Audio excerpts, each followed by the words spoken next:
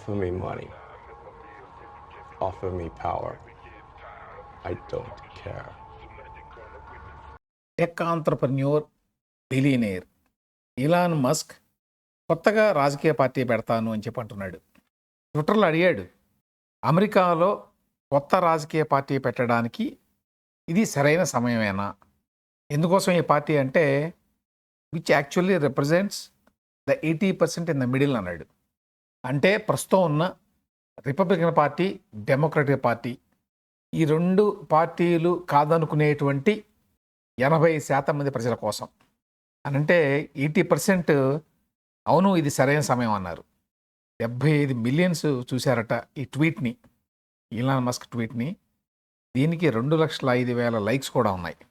మస్క్కి పెద్ద ఎత్తున ఫాలోయింగ్ ఉందనుకోండి ట్విట్టర్లో. సో ఆయన ఏ ట్వీట్ పెట్టినా కూడా దాదాపుగా ఈ స్థాయిలో రెస్పాన్స్ ఉంటుంది. అయితే ఇలాన్ మస్క్ ఎందుకు అసలు ఒక కొత్తగా పొలిటికల్ పార్టీ పెట్టాలనుకుంటున్నాడు? ఎందుకు రాజకీయాలకు రావాలనుకుంటున్నాడు? ఆయన నిన్న మొన్నటి వరకు కూడా మరి డొనాల్డ్ ట్రంప్ తోటి చిట్టాపట్టాలు వేసుకుని తిరిగాడు కదా. ఇన్ఫ్యాక్ట్ డొనాల్డ్ ట్రంప్ మొన్న ఎన్నికల్లో గెలవడానికి ఇలాన్ మస్క్ చేసిన కృషి కూడా చాలా కారణం అని చెప్పి అందరూ చెప్తారు. తనకున్న ఇన్ఫ్లుయెన్స్ అంతా ఉపయోగించాడు ట్రంప్ కోసం, రిపబ్లికన్ పార్టీ కోసం. డబ్బు కూడా చాలా భారీ ఖర్చు పెట్టాడు. $250 మిలియన్ ఖర్చు పెట్టాడు అని చెప్తున్నారు మొన్నటి అమెరికన్ ఎలక్షన్స్లో. ఇక అమెరికాలో మధ్యతరగతిలో ఇలాన్ మస్క్కి చాలా పెద్ద ఫాలోయింగ్ ఉంది. సో అతని మాట విని ఓటు వేసేవాళ్ళు కూడా ఉన్నారు. సో ఇంత చేసినటువంటి ఇలాన్ మస్క్ ఇప్పుడు ఎందుకు ట్రంప్తో తగాదా పెట్టుకున్నాడు? ఎందుకు బయటకు వచ్చాడు? తగాదా పెట్టుకోవడం అంటే అట్లా ఇట్లా కాదు. ఇద్దరూ కూడా చాలా పెద్ద ఈగోస్ ఉన్నవాళ్ళు. ఇద్దరికి కూడా చాలా అహంకారం, డొనాల్డ్ ట్రంప్కి, ఇలాన్ మస్క్కి. డొనాల్డ్ ట్రంప్ ఏమో ప్రపంచంలో the most powerful man. America అధ్యక్షుడు అంటే అతని చేతుల్లో ఎంత పవర్ ఉంటుందో చెప్పలేం. ఇలాన్ మస్క్ ఏమో ప్రపంచంలో అత్యంత ధనవంతుడు, ప్రపంచంలో నెంబర్ 1 ధనికుడు. అంటే అర్థం ఏంటంటే అతని యొక్క వెల్త్ దాదాపు $420 బిలియన్ అని చెప్తున్నారు ఇప్పుడు. అసలు ఇంత సంపదని చరిత్రలో చాలా దేశాల చూడాల, వ్యక్తులు కాదు, అంత ధనవంతుడు. సో ఇటువంటి ఇద్దరు ఈగోయిస్టిక్ పర్సన్స్ మధ్య ఏదైనా గొడవ వస్తే ఎట్లా ఉంటుంది? ప్రస్తుతం అట్లానే ఉంది అమెరికాలో. ఇది మొన్న గురువారం నాడు స్టార్ట్ అయింది. ఎందుకు స్టార్ట్ అయింది? డొనాల్డ్ ట్రంప్ ఒక బిల్లుని ప్రవేశపెట్టాడు. దాన్ని బిగ్ బ్యూటిఫుల్ బిల్ అన్నాడు. BBB అన్నమాట. చాలా పెద్ద బిల్ అది. కానీ ఓవరాల్గా ఏమిటంటే ఈ బిల్లు వల్ల అమెరికా మీద పడేటువంటి అప్పుల భారం ఇంకా ఎక్కువ అవుతుంది అనేది ఇలాన్ మస్క్ విమర్శ. ఇప్పటికే అమెరికాకి $37 ట్రిలియన్ అప్పు ఉంది. ఇప్పుడు ఈ బిల్లు ద్వారా మరొక $5 ట్రిలియన్ అప్పు యాడ్ అవుతుందని చెప్తున్నారు. సో ఇంత అప్పు పెంచుకోవడం మంచిది కాదు, ఇది సస్టైనబుల్ కాదు. కాబట్టి ఈ బిల్లుని ఉపసంహరించుకుంటే మంచిది, ఈ బిల్లుని ఆమోదించకపోతే మంచిది సెనెట్లో, హౌస్ ఆఫ్ రిప్రజెంటేటివ్స్లో అని చెప్పి ఇలాన్ మస్క్ మొదలుపెట్టాడు ముందు గురువారం అన్నాడు. విదిన్ 24 అవర్స్ అది ఇద్దరి మధ్య క్లాష్ ఆఫ్ ద టైటన్స్ లాగా మారింది. ఫస్ట్లో ఇలాన్ మస్క్ ఓన్లీ ఆ బిల్లు మంచి చెడుల గురించే మాట్లాడాడు. ట్రంప్ ఏమో బిగ్ బ్యూటిఫుల్ బిల్ అంటే దాన్ని, ఇలాన్ మస్క్ ఏమో బిగ్ అగ్లీ బిల్ అన్నాడు. The big ugly bill will increase the deficit to 2.5 trillion. ఇంకొక 2.5 ట్రిలియన్ల అప్పు పెరుగుతుంది దీనివల్ల, ఈ బిల్లు వల్ల అన్నాడు. ఆ వెంటనే ఈ బిల్లు మీద చాలా ట్వీట్లు చేశాడు. ఈ బిల్లుని అసలు కాంగ్రెస్ మెంబర్స్ కూడా ఎవరు చదవలేదు. కాంగ్రెస్ అంటే అక్కడ మనకి పార్లమెంట్ లాంటిది, చదవడానికి అవకాశం లేదు. అంత పెద్ద బిల్లు ఇది, కాబట్టి ఎవరికేం అర్థం కాదు. కావాలని అంత పెద్ద బిల్లుని తయారు చేసి దాన్ని పుష్ చేస్తున్నారు అని చెప్పి కిల్ బిల్ అని కూడా ట్వీట్ చేశాడు. కిల్ బిల్ అనే సినిమా చాలామందికి తెలిసి ఉంటుంది. చాలా ఐకానిక్ సినిమా అది, ట్రిలజీ. క్వింటిన్ టారంటినో అని చాలా పెద్ద డైరెక్టర్ తీసిన సినిమా. సో ఆ టైటిల్ ఉపయోగించి కిల్ బిల్ అని పెట్టాడు. దీని మీద ట్రంప్ కూడా రియాక్ట్ అయ్యాడు. ఫస్ట్ అతను కూడా కొంచెం మెత్తగానే రియాక్ట్ అయ్యాడు. అదేంటంటే యాక్చువల్గా ఇలాన్ మస్క్ మొన్నటిదాకా గవర్నమెంట్లో ఉన్నాడు కాబట్టి ఇలాన్ మస్క్ కూడా చూశాడు ఈ బిల్లుని. ఇప్పుడేమో బయటికి వెళ్ళి ఇట్లా మాట్లాడుతున్నాడు, ఏమిటో తెలియదు అన్నట్టుగా ట్రంప్ అంటే. దానికి ఇలాన్ మస్క్ ఏమని రెస్పాన్స్ ఇచ్చాడంటే, false, this bill was never shown to me even once. ఒక్కసారి కూడా నాకు ఎవరు చూపించాల, అబద్ధం. అన్నాడు. ఆ వెంటనే డొనాల్డ్ ట్రంప్ కూడా మళ్ళీ కొంచెం స్వరం పెంచాడు. నేను ఎలాన్ని గవర్నమెంట్ నుంచి పంపించేశాను. అతను చేయలేకపోతున్నాడు. అతని కంపెనీలు ఉన్నాయి. ఇక్కడ గవర్నమెంట్‌లో ఇవంతా కష్టంగా ఉంది. దానికి తోడు నేను ఆయన ఎలక్ట్రిక్ వెహికల్స్ ఉన్నాయి కదా! Tesla company. టెస్లాకి గవర్నమెంట్ టాక్స్ కట్స్ ఇస్తుంది. వాటిని కూడా కట్ చేయబోతున్నాను ఈ బిల్‌లో. అందుకనే ఇలాన్ మస్క్ అంత కోపం వచ్చింది. అంటే దానికి మళ్ళీ ఇలాన్ మస్క్ రెస్పాండ్ అయ్యి ఫస్ట్ పాయింట్ ఏంటంటే ఎలక్ట్రిక్ వెహికల్స్ ఇచ్చేటువంటి ఇన్సెంటివ్స్ మీరు కట్ చేసుకోండి. నాకేం ఇబ్బంది లేదు. అది అర్థం పర్థం లేని నిర్ణయం. అది పక్కన పెడితే అసలు నాకు అవసరం లేదది. అని అసలు చరిత్రలో బిగ్ బ్యూటిఫుల్‌గా ఏ బిల్లు లేదు. Either big or beautiful. బ్యూటిఫుల్‌గా ఉండాలంటే స్లిమ్‌గా ఉండాలి. చిన్నదిగా ఉండాలి బిల్లు అని కూడా కామెంట్ చేశాడు. ఇక అక్కడి నుంచి వేడి రాజుకుంది. దానికి డొనాల్డ్ ట్రంప్ తన సొంత సంస్థ ట్రూత్ సోషల్, ట్విట్టర్ లాంటిది ఆయన సొంత కంపెనీ. అందులోనే రాస్తాడు ఆయన. ఆ ట్రూత్ సోషల్ ఏమని రాశాడంటే ఇలాన్ మస్క్ సేవింగ్ గురించి మాట్లాడుతున్నాడు కదా! అప్పులు తగ్గించుకోవాలని మాట్లాడుతున్నాడు కదా! The easiest way to save money in our budget billions and billions of dollars is to terminate Elon's governmental subsidies and contracts. I was always surprised that Biden didn't do it. చాలా save చేయాలి, ఆదా చేయాలి అని మాట్లాడుతున్నాడు కదా! అప్పులు చేయొద్దని అంటున్నాడు కదా!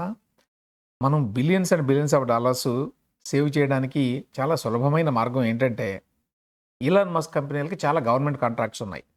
ఎస్పెషల్లీ స్పేస్ ఎక్స్, నాసా తోటి వాళ్ళకి బిలియన్స్ ఆఫ్ డాలర్స్ కాంట్రాక్ట్లు ఉన్నాయి. ఆ కాంట్రాక్ట్లు అన్నిటిని తీసేస్తే బోల్డ్ ఎంత ఆదా అవుతుంది అనేది వ్యంగ్యం అనమాట. అంటే చేస్తాను అని థ్రెటన్ చేయటం కూడా. ఇక అక్కడి నుంచి మంట రేగింది. అసలు నేను లేకుండా ట్రంప్ గెలిచేవాడు కాదు మొన్నటి ఎలక్షన్లో అని చెప్పి ఇలాన్ మస్క్ ట్వీట్ చేశాడు. అంతేకాదు ఇంకా చాలా దూరం వెళ్ళాడు. Time to drop the really big bomb అని చెప్పి ఏం డ్రాప్ చేశాడు బిగ్ బాంబ్ అంటే డొనాల్డ్ ట్రంప్ ఎప్స్టీన్ ఫైల్స్లో ఉన్నాడు, అందుకోసం అని చెప్పి ఎప్స్టీన్ ఫైల్స్ని పబ్లిక్ చేయలేదు అన్నాడు. ఏంటి ఎప్స్టీన్ ఫైల్స్? జెఫ్రీ ఎప్స్టీన్ అని చెప్పి అతను కూడా ఒక బిలియనీర్. అయితే అతను చిన్నపిల్లల్ని లోబరుచుకొని వాళ్ళతో శృంగారం జరిపాడు అని చెప్పి తాను చేయడమే కాకుండా అతను చాలా ధనవంతుడు కాబట్టి అమెరికాలో చాలామంది డబ్బున్న వాళ్ళని కూడా పిలిచి వాళ్ళందరినీ కూడా ఈ చిన్నపిల్లలతో ఎంటర్టైన్ చేశాడు అనేటువంటి ఆరోపణల మీద కేసులు పెట్టారు. కేసు పెట్టి ఆయన జైలుకి పంపించారు. జైల్లో జెఫ్రీ ఎప్స్టీన్ ఆత్మహత్య చేసుకున్నాడు. ఈ మధ్యనే అతని భార్య కూడా శిక్ష పడింది. అయితే అమెరికన్ గవర్నమెంట్ అప్పట్లో చేసిన ఇన్వెస్టిగేషన్లో అమెరికాలో చాలా పెద్ద స్థానాల్లో ఉన్న ముఖ్యంగా చాలా డబ్బున్న ధనవంతులు, రాజకీయ నాయకులు వీళ్ళంతా కూడా ఎప్స్టీన్ ఫ్రెండ్స్ అని చెప్పి వాళ్ళ పేర్లు కూడా అందులో ఉన్నాయి అనేటువంటి రూమర్ ఒకటి ఉంది ఎప్పటి నుంచో. అయితే ఆ ఎప్స్టీన్ ఫైల్స్ని బయట పెట్టలేదు. అంటే ఆ ఇన్వెస్టిగేషన్కి సంబంధించినటువంటి డాక్యుమెంట్స్ని బయట పెట్టాల అమెరికన్ గవర్నమెంట్. అప్పుడు డెమోక్రటిక్ పార్టీ ఉండేది.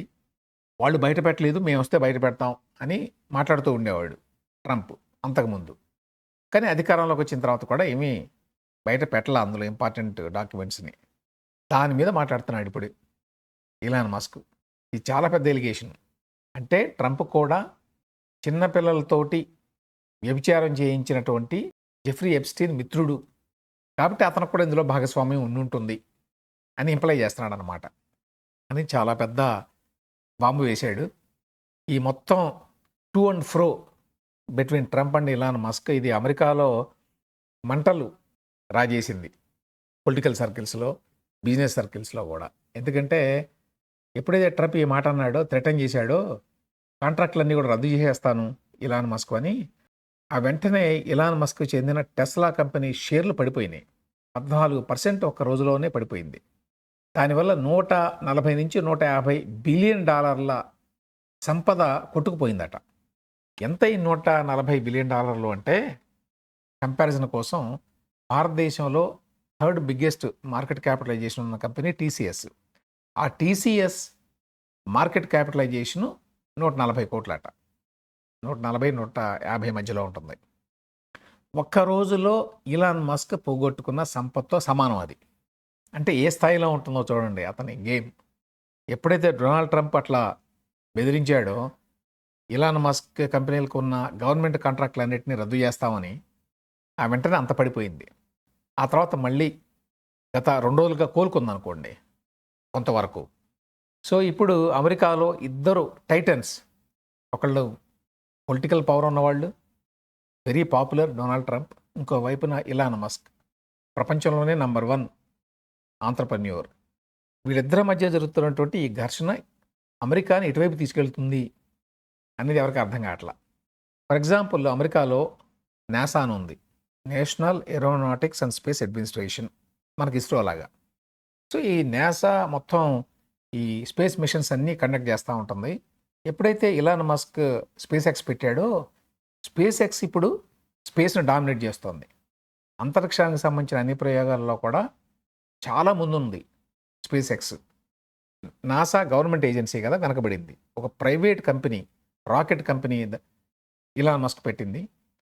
దాని టెక్నాలజీ చాలా సుపీరియర్. ఇప్పుడు చివరికి నాసా కూడా మస్క్ తయారు చేసేటువంటి రాకెట్ల మీద ఆధారపడింది. మీరు అంతరిక్షానికి ఏమైనా పంపించాలంటే, మనుషులను పంపించాలన్నా, కార్గో పంపించాలన్నా, ఇంటర్నేషనల్ స్పేస్ స్టేషన్కి ఎవరైనా పంపించాలన్నా మస్క్ రాకెట్ల మీద ఆధారపడాలి, లాంచర్ల మీద ఆధారపడాలి. ఈ గొడవలో మధ్యలో ఒకసారి ట్వీట్ చేశాడు, నేను డీకమిషన్ చేస్తాను నా రాకెట్ లాంచర్ని అని. ఆయన కనుక నిజంగా డీకమిషన్ చేస్తే, అంటే దాన్ని విత్డ్రా చేసుకుంటే నాసాకి చాలా ఇబ్బంది. సో ఇలాన్ మస్క్కి అంత పవర్ ఉంది ఇవాళ, గవర్నమెంట్లో లేకపోయినా.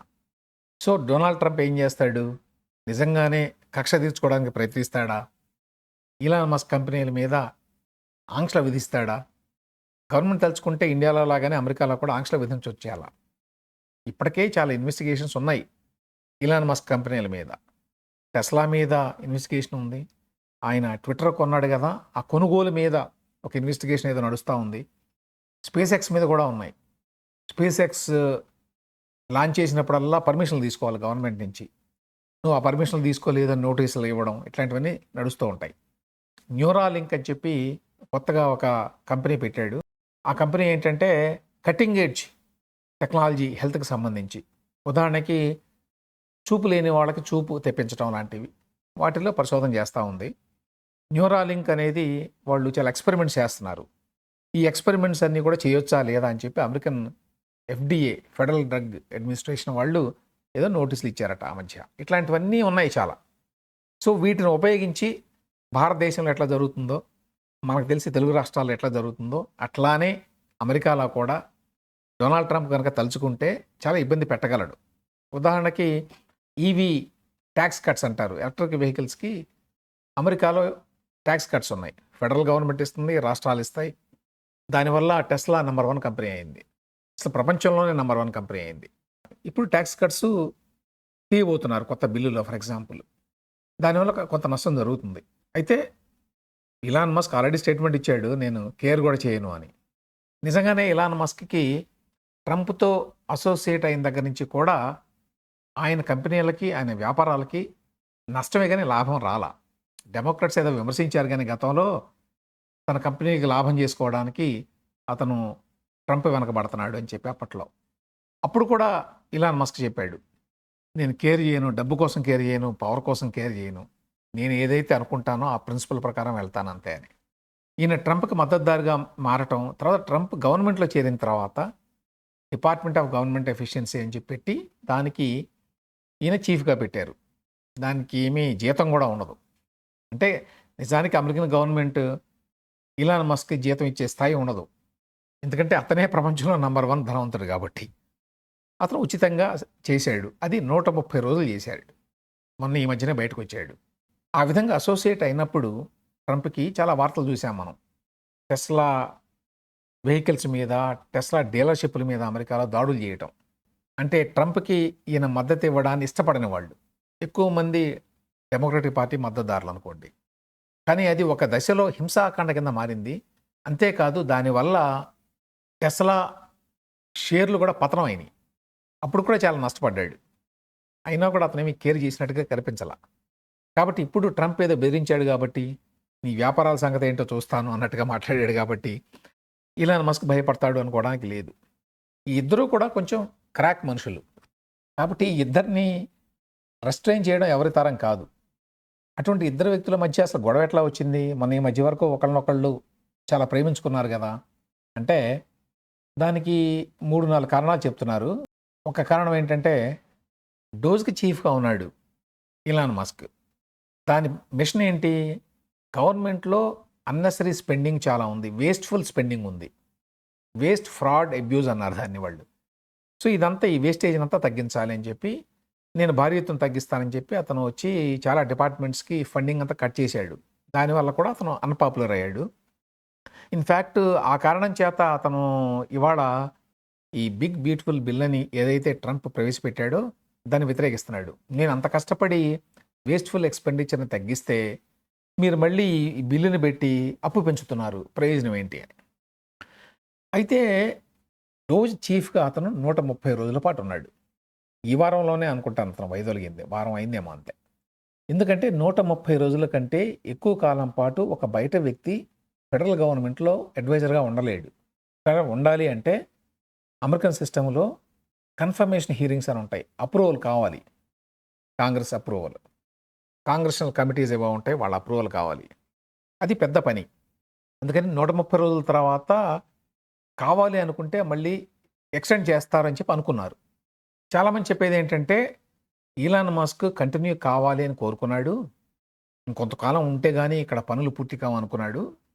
కానీ ట్రంప్ సలహాదారులు చాలామంది ఇది వద్దు, ఇది సమస్య తీసుకొస్తుంది. ఈ విధంగా మనం ఎప్పుడూ కూడా 130 రోజుల కంటే ఎక్కువ ఒక ప్రైవేట్ వ్యక్తిని తీసుకొచ్చి గవర్నమెంట్‌లో పెట్టలేదు.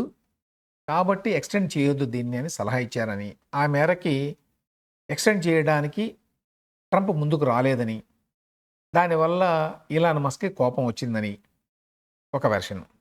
రెండవది చాలామంది చెప్పేది మోస్ట్ ఇంపార్టెంట్ రీజన్ ఏమిటంటే నాసా చీఫ్‌గా ఇలాన్ మస్క్ ఒక వ్యక్తిని రికమెండ్ చేశాడు.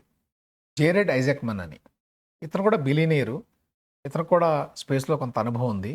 అతను అడ్మినిస్ట్రేటర్‌గా ఉంటే నాసాకి బాగుంటుందని రికమెండ్ చేస్తే యాక్చువల్‌గా ట్రంప్ కూడా ముందు ప్రకటించాడు. ఇతన్ని అపాయింట్ చేయబోతున్నాము అని. కానీ పోయిన వారమే ఈ 4, 5 రోజుల్లోనే ఒక ట్వీట్ చేశాడు. ఏమని? ఐజాక్మన్ని నాసా అడ్మినిస్ట్రేటర్‌గా నేను నామినేట్ చేద్దాం అనుకున్నాను. కానీ ఇతను గతంలో డెమోక్రటిక్ పార్టీకి చాలా డొనేషన్‌లు ఇచ్చాడని తెలిసింది. ఆ విధంగా మరి రిపబ్లికన్ పార్టీకి లాయల్టీ లేదు. అందువల్ల అతన్ని వద్దనుకుంటున్నాను. అతని నామినేషన్ విత్‌డ్రా చేశాను అని చెప్పాడు. ఇది ఇలాన్ మస్క్‌కి చాలా కోపం తెప్పించింది అని చెప్తున్నారు. మిగతా విషయాలు పక్కన పెడితే ఇలాన్ మస్క్‌కి న్యాచురల్లీ స్పేస్‌లో చాలా అనుభవం ఉంది. చాలా అవగాహన ఉంది. ఎవరిని పెడితే నాసాకి బాగుంటుంది అనేది బహుశా ఇలాన్ మస్క్ అంటే ఎవరికీ ఎక్కువ తెలీదు. ఆ విధంగా ఒక వ్యక్తిని రికమెండ్ చేస్తే అతన్ని నామినేట్ చేస్తున్నామని చెప్పి ముందు అనౌన్స్ చేసి, ఆ తర్వాత మళ్ళీ విత్‌డ్రా చేస్తున్నామని చెప్పడం ద్వారా ఇలాన్ మస్క్‌ని కావాలనే ట్రంప్ అడ్మినిస్ట్రేషన్ ఇన్సల్ట్ చేసింది. అవమానించింది నన్ను అని చెప్పి అనుకున్నాడాయన. దానివల్లే ఈ విధంగా తిరుగుబాటు ప్రకటించాడు అని చాలామంది కన్జర్వేటివ్ పండిట్స్ కూడా చెప్తున్నారు. సరే, ఈ బిల్లుని ఎట్లాగో అపోజ్ చేశాడు ఇలాన్ మస్క్ మొదటి నుంచి. కానీ ఆ వ్యతిరేకతని అంతకుముందేమో కొంచెం మెత్తగా కన్సిలియేటరీగా వ్యతిరేకించాడు. వ్యతిరేకించినా కూడా వ్యతిరేకించటంలో ఆయన ఉపయోగించిన భాష వేరు. ఎప్పుడైతే అతను డిసైడ్ చేసుకున్నాడో, ఎప్పుడైతే బయటకొచ్చాడో గవర్నమెంట్ నుంచి, అప్పటి నుంచి ఆయన స్టైల్‌లో కొట్టినట్టుగా రాశాడన్ని. చివరికి డొనాల్డ్ ట్రంప్‌ని ఇంపీచ్ చేయటం కూడా మంచిది అన్నట్టుగా రాశాడు. అక్కడ దాకా వెళ్ళింది అతని వ్యతిరేకత. తాజాగా పరిస్థితి ఏమిటంటే గత 2, 3 రోజులుగా వేడెక్కిన వాతావరణం కొంచెం చల్లబడింది. ట్రంప్ కూడా కొంచెం డోస్ తగ్గించాడు. ఇలాన్ మస్క్ కూడా అంత గట్టిగా మాట్లాడడం లేదు. ఇన్‌ఫాక్ట్ ఒకళ్ళిద్దరు ట్వీట్ చేశారు. ఏమని? ట్రంప్, ఇలాన్ మస్క్ ఇట్లా గొడవ పడటం అమెరికాకి మంచిది కాదు అని అంటే, అవును నిజమే అన్నట్టుగా ఈయన ట్వీట్ చేశాడు. అంటే కొంచెం టోను తగ్గింది ఇలాన్ మస్క్‌ది కూడా. ఈ నేపథ్యంలో కొత్తగా పొలిటికల్ పార్టీ పెడితే ఎట్లా ఉంటుంది అనేటువంటి ట్వీట్ చేశాడు. అమెరికాలో అందరికీ తెలుసు 2 పార్టీలు ఉన్నాయి. Democratic party, Republican party. ఇది ఒకటి అధికారంలో ఉంటే ఒకటి ప్రతిపక్షంలో ఉంటుంది. ఆ తర్వాత మళ్ళీ ఇంకోటి అధికారంలోకి వస్తుంది. అమెరికాకి స్వాతంత్రం వచ్చినప్పటి నుంచి ఇదే పరిస్థితి. 2 పార్టీల విధానం అంటుంటారు. కానీ నిజానికి అమెరికాలో ఎన్ని పార్టీలైనా పెట్టుకోవచ్చు. చాలా పార్టీలు ఉన్నాయి. రిజిస్టర్డ్ పార్టీలు 420 ఉన్నాయట అమెరికాలో కూడా. మనం గ్రీన్ పార్టీ, లిబర్టేరియన్ పార్టీ అని వింటుంటాం ఇట్లా. అయితే అమెరికాలో ఈ 2 పార్టీల విధానం అనేది స్థిరపడిపోయింది. వేరే పార్టీల అభ్యర్థులు ఎవరు గెలవరు అసలు. ఎస్పెషల్లీ ప్రెసిడెంట్ ఎన్నికల్లో ఎప్పుడు పాల్గొంటుంటారు వీళ్ళు కూడా. లిబర్టేరియన్ పార్టీ నుంచి లేకపోతే గ్రీన్ పార్టీ నుంచి, కానీ వాళ్ళకి ఓటర్ల మద్దతు పెద్దగా లేదు. సో ఈ నేపథ్యంలో ఇప్పుడు ఇలాన్ మస్క్ కొత్త పార్టీ పెడితే ఎట్లా ఉంటుంది అంటే 80% మంది పెట్టండి అని చెప్పి అన్నారు. ఈ నేపథ్యంలో నిజంగానే ఇలాన్ మస్క్ అమెరికాలో ఇంతవరకు లేనటువంటి ఒక మూడవ పవర్ఫుల్ పార్టీని స్థాపిస్తాడా, లేకపోతే ఇది ఓన్లీ ట్రంప్ మీద కోపంతో ఇప్పటికిప్పుడు ఆ ఎమోషన్స్లోంచి వచ్చినటువంటి ఆలోచన మాత్రమేనా అనేది చూడాలి. ఒకవేళ నిజంగానే ఇలాన్ మస్క్ సీరియస్గా పొలిటికల్ పార్టీ పెడదామని చెప్పి అనుకుంటే లిబర్టేరియన్ పార్టీ లేకపోతే గ్రీన్ పార్టీ లాగా కాకుండా ఇంకా ఎక్కువ ప్రభావాన్ని చూపగలడు అమెరికన్ పాలిటిక్స్ మీద. ఎందుకంటే అతను ఎప్పుడు వార్తల్లో వ్యక్తి, ప్లస్ అంతులేని ధనం ఉంది, సొంత డబ్బులతోటే అతని పార్టీని నడపగల స్థాయి ఉన్నది అతనికి. మిగతా పార్టీలన్నీ కూడా ఇలాన్ మస్క్ లాంటి బిలియనీర్ల మీద ఆధారపడి నడుస్తున్నాయి అమెరికాలో. సో ఆ రకంగా ఒకవేళ ఇలాన్ మస్క్ కనుక సొంతంగా పార్టీ పెట్టడం లాంటివి చేస్తే టెక్ ఆంటర్ప్రెన్యూర్స్ పవర్ని చేజెక్కించుకునేటువంటి ఒక కొత్త పరిణామం ప్రపంచంలో మొదలవుతుందేమో.